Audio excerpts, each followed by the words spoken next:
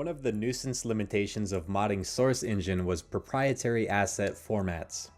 VTF for textures, VMT for materials, MDL for models, BSP for maps, and so on. Having a proprietary format for assets is not a bad thing. In fact, almost all engines do, but the problem with Source Engine is that you are required to convert custom content into these proprietary formats by hand, and in doing so, you are required to learn how to use special softwares which apply only to Source Engine.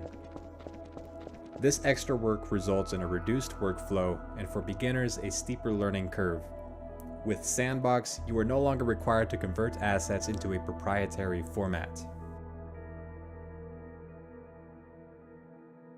Facepunch have come up with an elegant solution to this problem, and it gives creators the ability to import assets of any format from any game without having to dig around with external softwares. Their solution also works seamlessly during live gameplay. This will dramatically improve workflow, expand gameplay possibilities, and greatly reduce the learning curve for beginners who wish to create their own mods. All of these pros sound great, but what are the cons? There has to be some strings attached. Every positive has its negative. In the design of gameplay features, there's always some sort of drawback that has to be dealt with in one way or another. In our case, the drawback is that importers need to be created in order to work with the file format of your choosing. After an importer is created, it can be used in a modular fashion whenever and wherever. These importers work by deciphering a format's data, then inputting that data into the S&box engine, which then creates an asset matching S&box's proprietary format, and that asset is then usable in-game.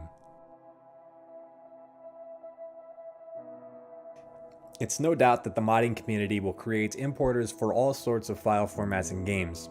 The S&box developers have already created importers for a few popular formats, including from Source Engine and Grand Theft Auto. The source code of these importers will be available for us to modify, extend, or study in order to learn how to create our own. If you're not a programmer and an importer does not exist for the game or format you are interested in, you could do it the old-fashioned way by recompiling assets into a usable format, or you could simply ask a programmer to create an importer for you. I will be tracking the developments of S&box and bringing you content on a regular basis. When S&box is released, I will broaden my content with both modding and gameplay, and I will be collaborating with modders to showcase features and other cool stuff. Subscribe to be notified when I publish new content, and leave a like on this video to show some support. As always, thanks for watching and have a good day.